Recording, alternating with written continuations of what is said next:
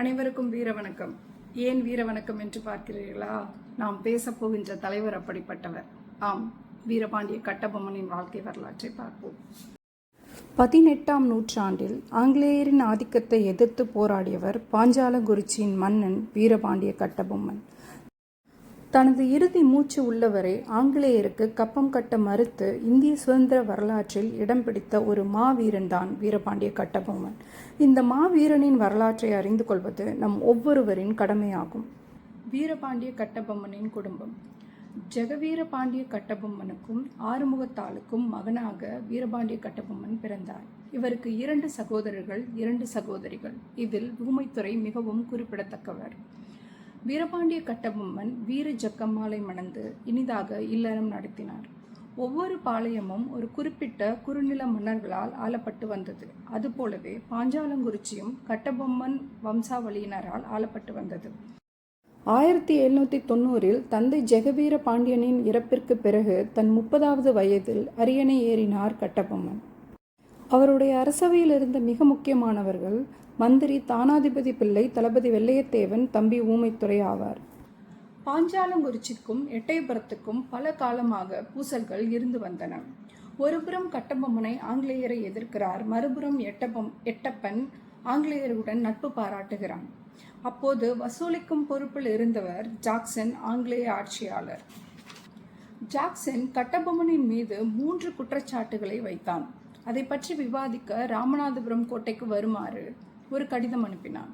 அந்த 3 குற்றச்சாட்டுகள்: அடிக்கடி எட்டயபுரம் கிராமங்களை கட்டபொம்மன் சூறையாடுவதாக எட்டப்பன் கொடுத்த புகார். 2வது குற்றச்சாட்டு, ஆங்கிலேயருக்காக வேலை செய்யும் நெசவாளர்களுக்கு அதிக வரி வசூலிக்கப்படுவதாக குற்றச்சாட்டு. 3வது, ஆங்கிலேயர்களுக்கு கப்பம் கட்டாமல் இருப்பது. உண்மையில் சொல்லப்போனால் 3வது காரணம்தான் மிக முக்கியமானதும் உண்மையானதும் கூட. கப்பம் கட்டுமாறு ஜாக்சன் அனுப்பிய எந்த கடிதத்திற்கும் கட்டபொம்மன் பதிலளிக்கவில்லை.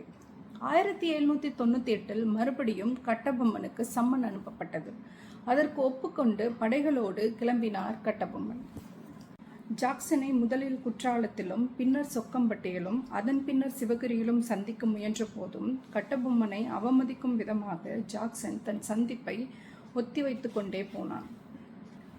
இவ்வாறு ஜாக்சன் கட்டபொம்மனை 23 நாட்களும் 400 மைல்களுக்கு மேலும் தொடர்ந்து அலைக்கழித்தான். கடைசியாக தன் படையை ராமநாதபுரம் கோட்டையின் வெளியில் நிறுத்திவிட்டு மந்திரி தானாதிபதி பிள்ளையோடு கட்டபொம்மன் ஜாக்சனை சந்தித்தார். அங்கும் அவமரியாதைகள் காத்திருந்தன. 3 மணி நேரம் கட்டபொம்மன் விசாரணை செய்யப்பட்டது மட்டுமல்லாமல் அவரை உட்கார விடாமல் முழு நேரமும் நிற்க வைத்து விசாரணை செய்தது ஜாக்சனின் அரசு. கட்டபொம்மனை கைது செய்வதுதான் ஜாக்சனின் நோக்கம் என தெளிவாக தெரிந்த பிறகு கோபத்தில் கட்டபொம்மன் வெளியேறினார். நிலைமையை உணர்ந்த படைகள் கோட்டைக்குள் நுழைந்தன. இந்த போரில் ஆங்கிலேய அலுவலர் கொல்லப்பட்டார். கட்டபொம்மனின் மந்திரி தானாதிபதி பிள்ளை கைது செய்யப்பட்டார். தான் ராமநாதபுரத்தில் அவமதிக்கப்பட்டதையும் தானாதிபதி கைது செய்யப்பட்டதையும் குறித்து கடிதம் ஒன்றை கவர்னருக்கு எழுதினார். கவர்னர் இதனை பரிசீலித்து ஜாக்சனின் நடவடிக்கையில் குற்றம் இருப்பதை உணர்ந்து அவரை பதவி விலகச் செய்துவிட்டு லவிங்ஸ்டன் என்ற புதிய ஆட்சியாளரை நியமித்தார் கவர்னர். இப்போது கட்ட வேண்டிய மொத்த கப்பத்தையும் கட்டுமாறு கவர்னர் உத்தரவிட்டார். ஆனால் மறுபுறம் கட்டபொம்மன் போருக்கு தயாரானார். கோட்டையை வலுப்படுத்தி பெரும் படைகளை திரட்டினார். ஆங்கிலேயரை எதிர்க்க பல பாளையக்காரர்களை ஒன்றிணைத்தார். மறுபுறம் ஆங்கிலேயர்கள் திப்பு சுல்தானை போரில் கொன்றனர்.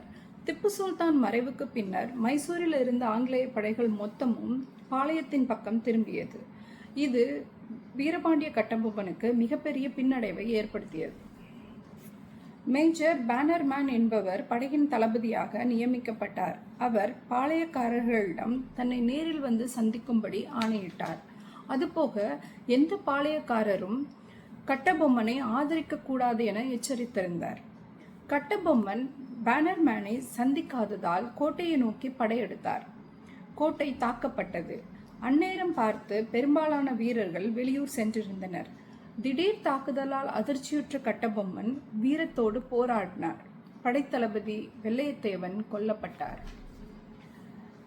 கட்டபொம்மனின் தம்பி ஊமைத்துரை வீரத்தோடு தொடர்ந்து போராடினார். கடைசியில் கட்டபொம்மனும் மந்திரி தானாதிபதி பிள்ளையும் தப்பிச் சென்றனர். ஆனால் எட்டப்பனின் உதவியால் தானாதிபதியும் மற்ற தலைவர்களும் பிடிபட்டனர். கட்டபொம்மன் ஒவ்வொரு இடமாக மாறி காடுகளில் பதுங்கி கடைசியில் புதுக்கோட்டை காடுகளுக்குள் புகுந்தார். இறுதியாக விஜய ரகுநாத தொண்டைமான் கட்டபொம்மனை ஆங்கிலேயர்களிடம் பிடித்து கொடுத்து விட்டார்.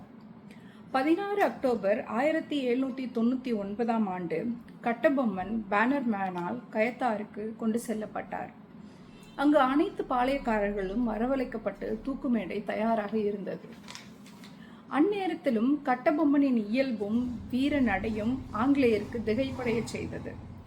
தூக்குமேடை நோக்கி நடந்த கட்டபொம்மன் எட்டப்பனையும் மற்ற பாளையக்காரர்களையும் அலட்சியமாக ஒரு பார்வை பார்த்தார். அந்த பார்வை அநேகமாக அவர்களை உயிரோடு கொன்றிருக்கக்கூடும்.